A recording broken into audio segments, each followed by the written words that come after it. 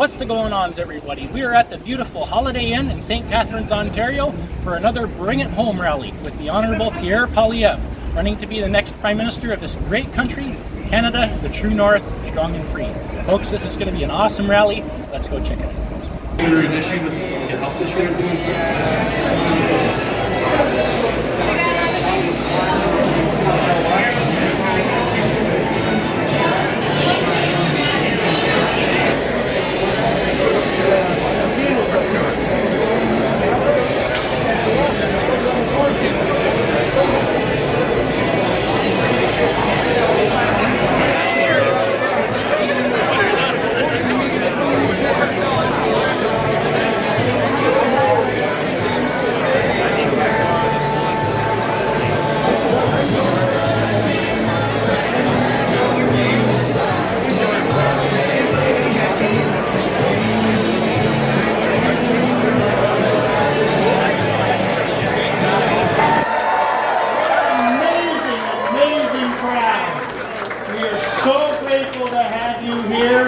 We are so grateful that we're all going to send Justin Trudeau the appropriate message.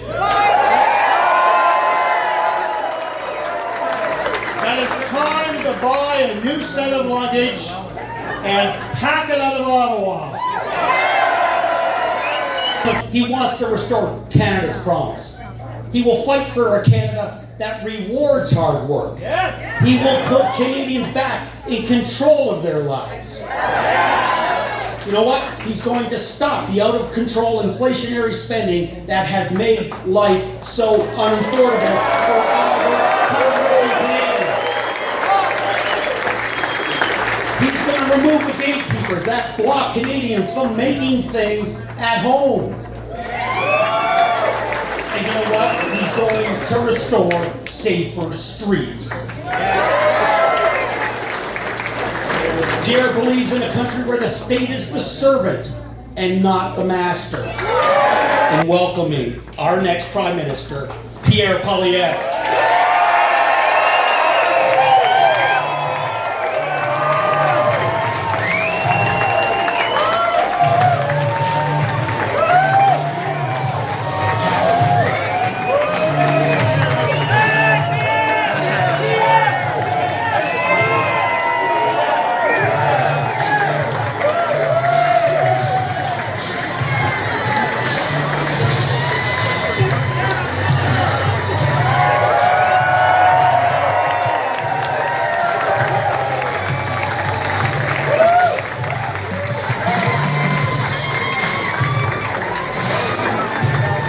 Wow, what a crowd! Great to be back.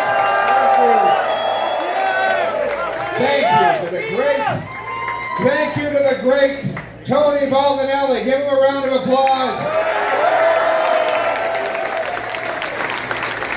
Boy, does this guy ever love tourism. You know why I decided to make him my shadow minister of tourism?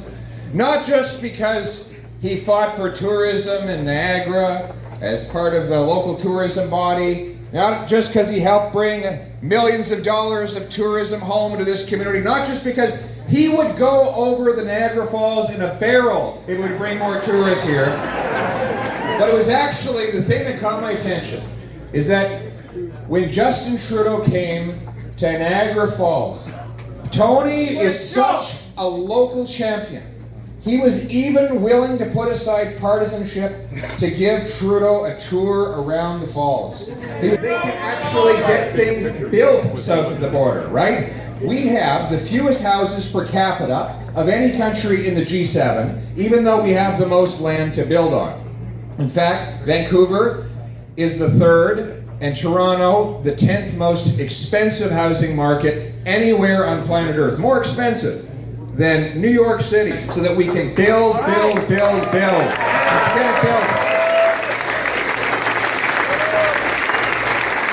And then we're going to make sure, build more homes. Look at that sign. Build more homes. Build more homes. Build more homes. Build more homes. We need 6 million by 2030 to make it affordable. But we want you to bring home more of your paycheck. Right now, that's not happening. After 8 years, Trudeau, you're giving more and more to the government. In fact, the average Canadian spends more on taxes than on food, clothing, and shelter combined. The worst offender is, of course, the carbon tax. The carbon tax, which is now 14 cents a liter, and Trudeau and the NDP want to raise it up to 61 cents a liter. Who wants to pay 61 cents a liter for taxes? More taxes, higher costs for our local businesses, our farmers, and our workers. My friends, this is a nonsense policy that does absolutely nothing for the environment. And we're going to make work pay again in this country. Right now, work doesn't pay. If you are a single mom earning $60,000 a year with 3 kids, you go out and earn another $1, you lose 80 cents to childcare clawbacks, income tax, payroll tax, and gas and carbon tax just to get to work. So if your wage is $25 an hour, you're losing $20 of that extra hour of work to the government, and you're keeping $5 for yourself. No one should be expected to work for $5 an hour. It doesn't make sense, and no wonder we have a labor shortage. We punish work, we get less work. There's a little kid who asked his dad, what is a tax form? And he said, well, it's actually the opposite of a school report card. With a tax form, the better you do, the worse off you are, right? You get penalized for doing the right thing, kind of like everything with this government, punishing good, decent, hardworking people to the benefit of the insiders and the elites who stuff their pockets with the money of the hardworking Canadian people. Let's take, for example, the Bank of Canada, right? Bank of Canada. Yeah, another uppercut, right? After Trudeau said the rates would stay low for long, don't worry. Remember when he gave that smug answer to the journalist who said, what about the interest and all that debt? He said, well, you know, interest rates are low, Glenn.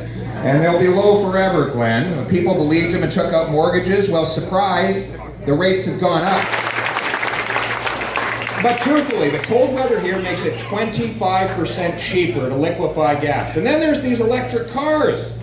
So Trudeau says we all need to drive electric cars by 2035. Problem is, you need something called lithium to put in the batteries. Do we have lithium in Canada? Yes, we do. Do we produce lithium in Canada? No, we don't. We cannot get a single tablespoon of lithium out of the ground in 2021 because it takes 25 years to approve a mine in this country. So what do? We ask China to burn coal in order to refine the lithium that goes into that battery so that we can all feel good about what we're doing for the environment. So does it make sense to you that we keep sending our money to other countries? Are you ready to bring home our money to Canada? Bring it home! Bring it home! Bring it home! Bring it home! Bring it home! Bring it home! And you know what else we need to do is bring home our doctors and nurses. Now, the first and most obvious way to do that would be to get rid of all of these ridiculous vaccine mandates once and for all.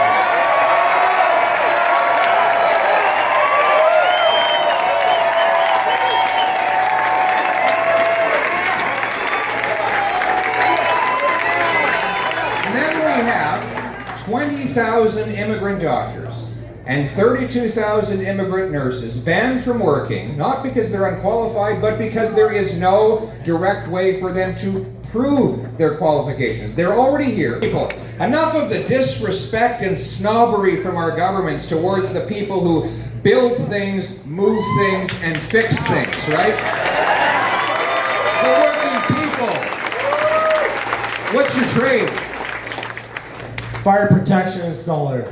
Fire protection installer, yeah. That comes in handy, right? You don't think about that much until there's smoke coming up into your bedroom, right? Yeah, that's right. We've got a few fires to put out in Ottawa right now. Political scandals, etc. They're burning our money in Ottawa right now. But listen, we don't give respect to the trades. We give all of the money to university education, which is fine. But we need to give fair treatment. I'm going to make sure that all the federal money dedicated to training and education is fairly distributed so the trades get the same respect as the profession. Our politicians should get the same respect. Did you hear this? The robbery in Ottawa the other night? Unbelievable. Robber walks up to a guy, says, "Give me all your money." The guy says, "Wait a second, do you know who I am?" Robber said, "No." He said, "I'm Justin Trudeau." The robber said, "In that case, give me all my money."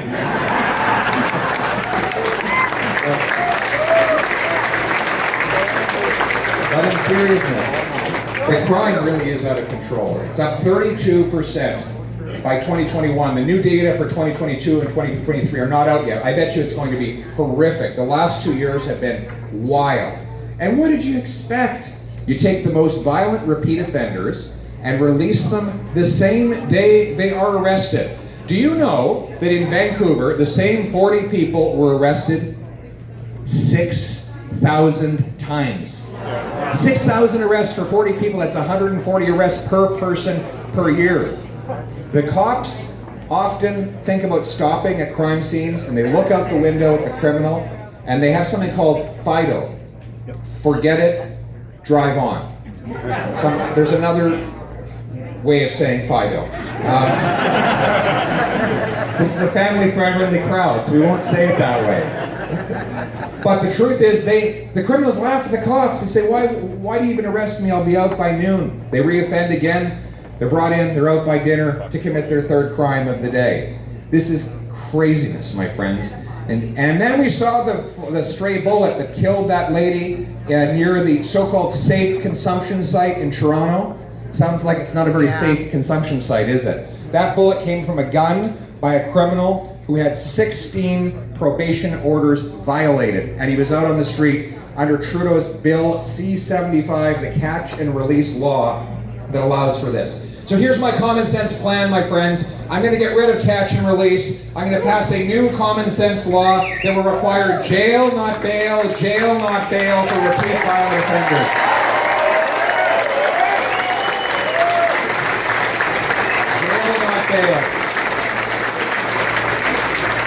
Jail, not bail will mean that those criminals will go into their prison cell and they will stay there until their sentence is complete. And speaking of prison cells, Trudeau passed Bill C-83, which said that the correctional services have to give the most lenient prison conditions to the offender. And based on that Trudeau law, Paul Bernardo was moved out of maximum security. People in this region don't need to be told how horrific this monster is. The news that he was released from maximum security was devastating to the families and friends of his victims. They had to once again relive this nightmare, as they do again and again and again as he comes up for parole consideration, which should not even be a consideration, my friends. So here's my common sense plan. A Poilievre government will pass a law to ensure that multiple and mass murderers serve their entire sentences in a maximum security penitentiary. And we will pass laws to ensure there is no eligibility for parole for mass murderers. He should only come out of prison in a box.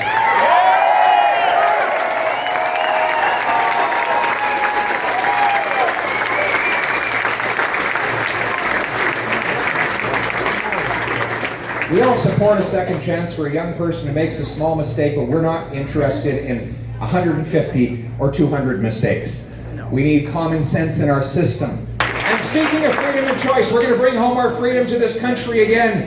We're going to repeal C-11, the censorship law.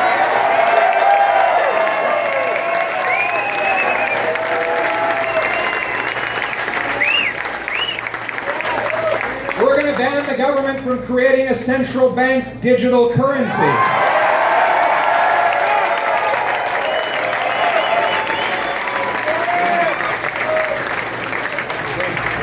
We're going to make sure there are no more mandates and no mandatory digital ID.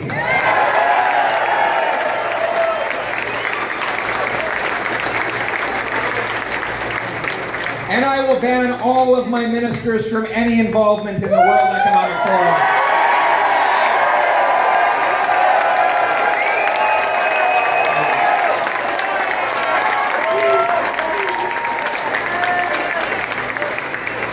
We will will stop the foreign interference by Beijing and by Davos. We will bring home control of our democracy for this country. Bring it home. Bring it home. Bring it home. Bring it home. Bring it home. Bring it home. Bring it home.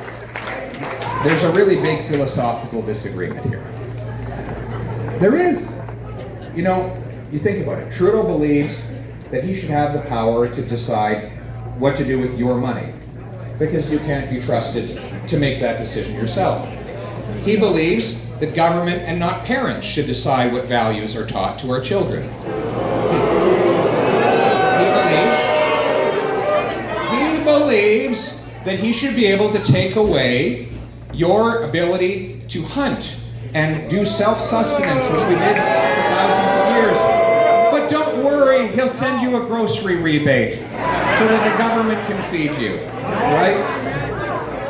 He believes in taxing and shutting down private enterprise and then having government take over those same businesses, because he believes bureaucrats and politicians like him and not entrepreneurs should decide how to run businesses. You see, it's funny, this philosophy has an inherent contradiction.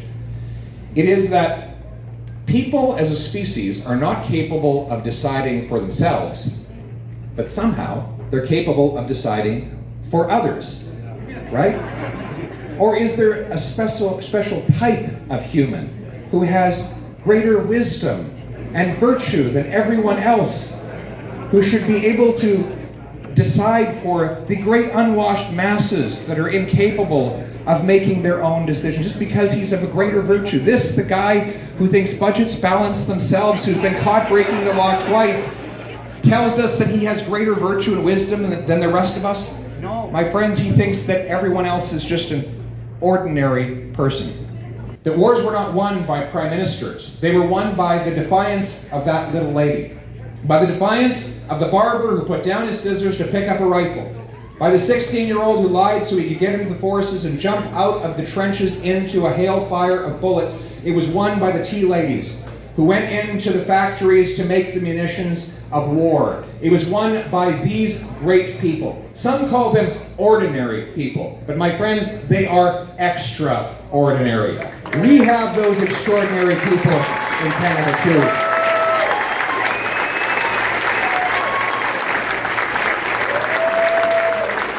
If you want to see goodness, greatness, and genius, don't look to those on top, look to those all around you. You will see it in the waitress who carries 15 plates on one tray, serves tough customers all day long, comes home to help her kid with math, and balances her budget with a minimum wage salary. She is not ordinary, she is extraordinary, my friends.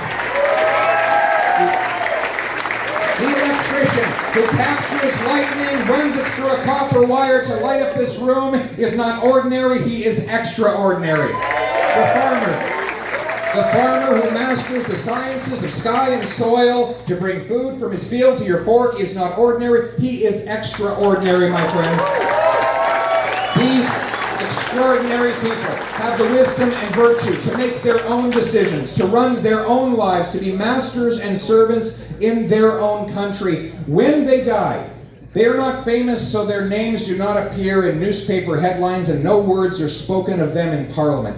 But when they walk through heaven's gates, the trumpets sound for them, because God knows they carried their nation, their neighbors, and their families on their backs.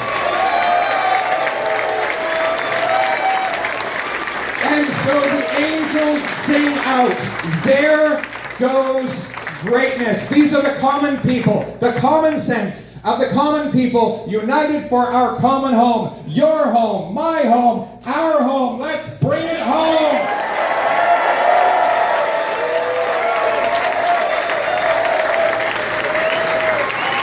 Ladies and gentlemen, wow, what a speech. A lot of common sense there. I can feel the energy inside to talk to everyone. So, thank you very much. Have a great evening. Let's bring it home.